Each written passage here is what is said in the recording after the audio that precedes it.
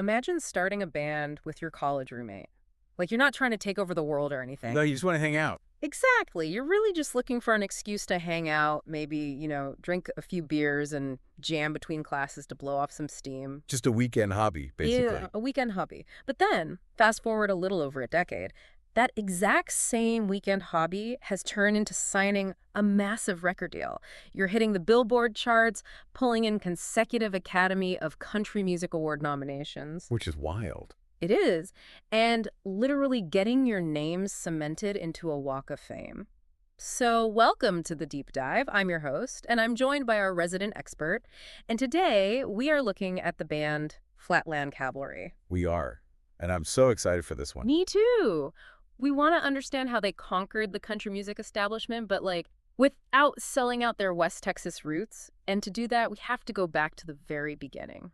Which is such an interesting place to start because, well, when we look at the timeline of this band, it really defies a lot of the modern music industry logic. How so? Well, today you often hear about artists getting discovered on social media, or they get assembled by a major label in Nashville. But this story is rooted in something much older. Yeah, it starts with a friendship. Exactly, a friendship in Midland, Texas. Before there is a band, there are just two guys. Cleto Cordero, who, because the lead vocalist, main songwriter, and guitarist, and Jason Albers, the drummer. Right, and our sources note these two were roommates at Midland College, but their connection actually goes back way further than higher education. Oh, yeah, way back. They had actually been jamming together since junior high, and that detail, I don't know, it really stands out to me. It's huge. Because when your rhythm section and your lead vocalist have a musical shorthand that dates back to when they were 12 or 13 years old, you get a foundation of trust that is incredibly hard to manufacture later in life. I mean, you can't fake that. Sure. They aren't just hired hands learning each other's tempos. They practically grew up communicating through music. Yeah. It creates this structural integrity for the band. And if we look closely at Cleto Cordero's early musical roots, we really see the blueprint for everything that follows. Right. He started playing guitar at 14. Which in itself is pretty standard for a future musician. But he wrote his very first song at age 17. And he didn't just write it in his bedroom to, hide in a spiral notebook. No, he didn't. The sources show he wrote it specifically for the Lee High School Rebel Lee Court Awards ceremony. Which is such a specific venue for a teenager. Right. I actually have a theory about this. It seems like a minor detail, but I think it speaks volumes about his psychology as a songwriter. Okay, I'm listening. Even as a teenager, he wasn't writing solitary, introspective music just for himself. He was writing for an audience. Ah, I see what you mean. He was writing for an occasion, right, for a community. He was already grasping the idea that music is a utility, like a communal experience meant to be shared and performed for the people right in front of him. That is a really critical observation. He viewed songwriting as an act of service to the room he was in. Exactly. And that localized, community-first mindset, it basically becomes the entire engine of Flatland Cavalry. Yeah. So the real spark happens when this duo, Cordero and Albers, move to Lubbock. This was in 2012, right? Yes, 2012. They go to attend Texas Tech University. I always think of their origin story through the lens of, a classic Silicon Valley startup. Oh, I like that analogy. You know the mythology. Right. Two kids in a California garage bootstrapping a tech company.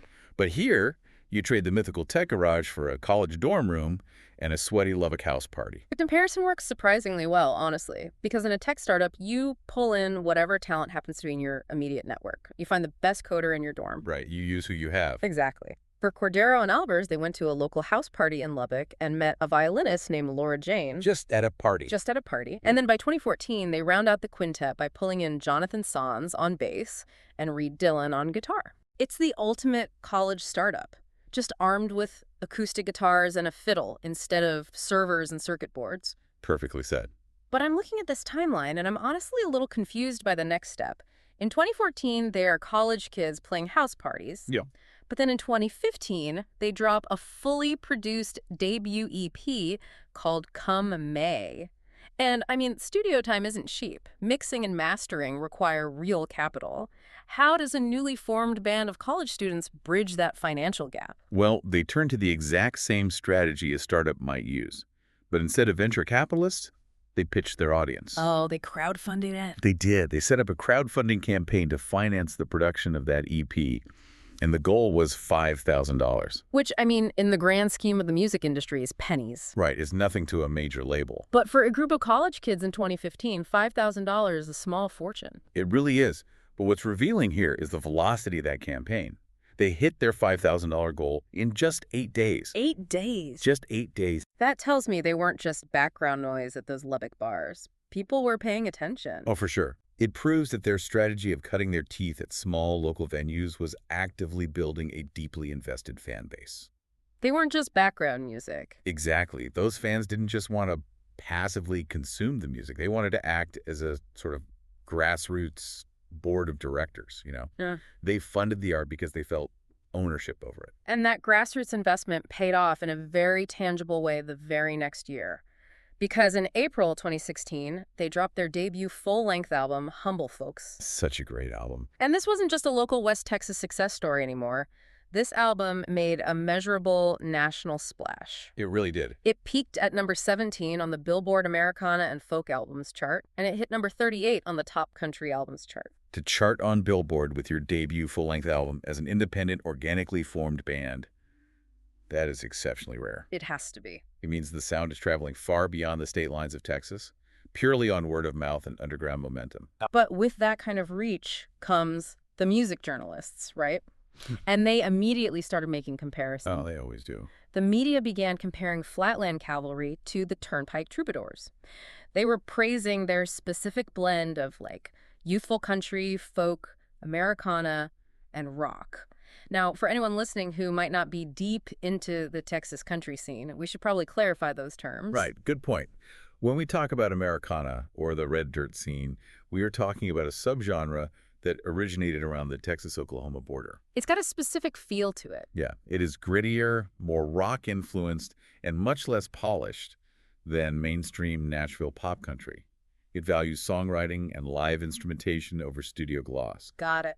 And within that scene, the Turnpike Troubadours are absolute titans. I mean, they are the gold standard. Which makes me wonder, as a brand new band is getting compared to a legendary act like the Turnpike Troubadours right out of the gate a blessing or a curse? That's a great question. Because to me, that feels like an impossibly heavy shadow to step into. If you don't immediately live up to that standard, the audience might just write you off entirely. It certainly sets a terrifyingly high bar. You are being measured against the best lyricists and musicians in your specific musical universe. No pressure, right? Exactly. But strategically, I'd say it is the best thing that could happen to an independent band. Really? How so? Well, in a highly saturated genre, where thousands of artists are fighting for attention, that comparison acts as a shorthand. It tells fans of the genre, hey, this is the caliber of musicianship and storytelling you can expect. Oh, I see. It cuts through the noise. Right. It gave Flatland Cavalry instant credibility with the exact demographic they needed to reach. But of course, instant credibility brings immense pressure. And if you've ever worked on a close-knit team at your job, you know what happens when a core member leaves. Things get messy. The entire dynamic gets thrown off balance. Now imagine managing that shift while trying to write a follow-up to a Billboard-charting debut. A nightmare. Which brings us to the band's first major internal hurdle. In July of 2018, Laura Jane, the violinist they met at that fateful house party, departs the band. Right. Wesley Hall then steps in to replace her on the fiddle. We really need to pause on how significant a shift like that is for a band in this subgenre. It's not just swapping out a backup singer. Not at all. In mainstream pop, losing a secondary instrumentalist might just mean hiring a new session player. But in Texas country and Americana, the fiddle is a foundational melodic instrument. It's not just texture in the background. Exactly the opposite. The fiddle often acts as a second lead vocal, weaving in and out of the singer's melody. It dictates the emotion of the song. Wow. So changing fiddle players could completely alter a band's entire sonic identity. They risked alienating the fan base they had just spent years building. So it is the ultimate sophomore test. And against this exact backdrop of internal change and external expectation, the band releases their second album, Homeland and Security, in January of 2019. Fitting title for that period. Very fitting. Cleto Cordero, remaining the primary songwriter, penned the lyrics. And the critical consensus was that they passed the test. The album was universally praised for maintaining their distinctive sound, despite the lineup change. Navigating that transition successfully proved that the foundation established back in Midland and Lubbock was solid. They weren't a fluke. Yeah, the roots held. And following that release, they really capitalized on the momentum. In the fall of 2019, they launched their first official overarching tour, the West Coast Tour. Breaking out of the region. Exactly. This was the moment they proved they could take their regional Texas sound and translate it across the country. So having proved their staying power, the band starts scaling up to a level that very few independent Texas acts ever reach. They maintain an incredibly steady creative output over the next couple of years. It stayed really busy. Yeah. In 2021, they released the album Welcome to Countryland, and then in 2022, an EP titled Songs to Keep You Warm. But the true paradigm shift happens in 2023. The big leap. The huge leap. They signed with Interscope Records for their fourth studio album, Wandering Star. Moving from an independent, crowdfunded origin to Interscope Records is monumental. We're talking about a massive, global, multi-genre major label. This is the label of Eminem, Lady Gaga, and U2. Let's bring back the Silicon Valley or film industry analogies here. To me, this is like an independent hometown movie director who has been scraping together budgets with their friends, right? Oh, yeah. And suddenly they're being handed the keys to a giant Hollywood studio. It's a massive leap in resources, distribution, and exposure. Shame is everything. But usually when that happens in the movies, the studio steps in, they take away creative control, they recast your friends with A-list actors. You lose the grit that made you special in the first place. That is the classic cautionary tale of the music industry, too. An indie band signs to a major label, the label pairs them with big pop country co-writers, polishes their sound for radio. And suddenly they sound like everyone else. Exactly. But what makes the Wandering Star era so fascinating is how Flatland Cavalry completely avoided that trap. They really did. They somehow managed to keep the major label resources without losing the Lubbock house party soul. Which is almost impossible to do. Right. When you look at the track list for Wandering Star, out of the 14 tracks on the album, 13 are solo tracks by the band. That's unheard of for a major label debut. There is no army of Nashville pop writers artificially inflating the credits. There is only one collaborative track on the entire major label debut. And that single collaborator tells you everything you need to know about their priorities. The feature is with Caitlin Butts. Which is such a great detail because Caitlin Butts is not some random pop star forced onto the record by an A&R executive. Not at all. She is married to Cleto Cordero. She is. She is a frequent collaborator, an incredible artist in her own right, and an oft-seen part of their live shows. Keeping it in the family. Exactly. By making the only feature on their major label debut a family member, they sent a clear message. Even on the biggest stage of their career, they are keeping their circle tight. I love that. The success remains fundamentally a family affair, which anchors them to their roots. So we arrive at the modern era, looking at the period from 2024 to 2026. This is where we see the major label backing coinciding with the mainstream country music establishment finally recognizing what the Texas scene has known for a decade. It's about time. Seriously, the industry accolades they have racked up recently are just staggering. The Academy of Country Music Awards, the ACMs, are generally dominated by the mainstream Nashville machine. To break into that sphere as an independent-minded Texas band is a major accomplishment. It's a huge disruption. They were nominated for the ACM Group of the Year in 2024. They were nominated for that exact same category again in 2025. And according to the timeline in our sources, they have a pending nomination for the exact same Group of the Year category for 2026. 3 consecutive years of being recognized as one of the premier groups in all of country music. Incredible. But with all that national recognition, they still prioritize the hometown glory. On October 9th, 2025, Flatland Cavalry was officially inducted into the West Texas Walk of Fame in Lubbock. That has to be an incredibly emotional milestone. It really brings it all back. They walked the streets of Lubbock as broke college students trying to scrape together $5,000.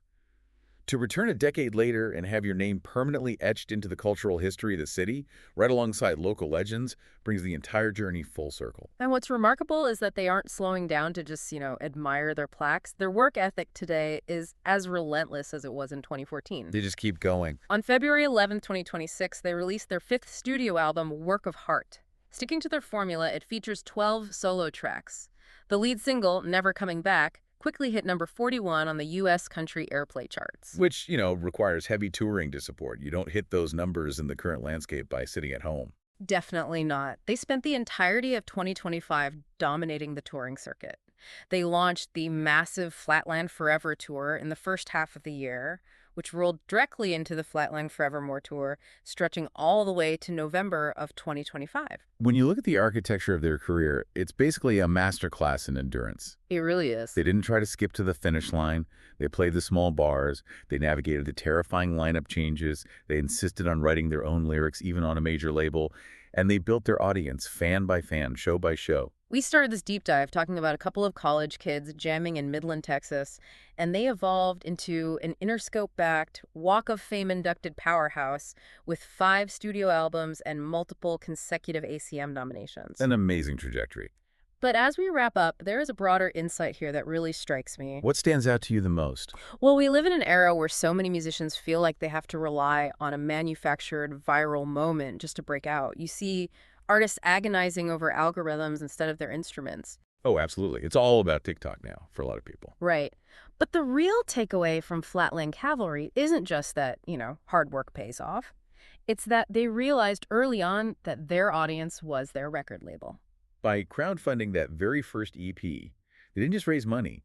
They recruited an army of advocates who felt a personal stake in the band's success. Precisely. They proved that the old school model rooming together, playing sweaty house parties, directly asking your local fans for support, and relentlessly touring can still bypass the gatekeepers. It still works. It leads you straight to the absolute top of the country music world. They built a foundation so strong that when Hollywood and Nashville finally came calling, Flatland Cavalry didn't have to change their sound to fit the industry. The industry had to change to fit them.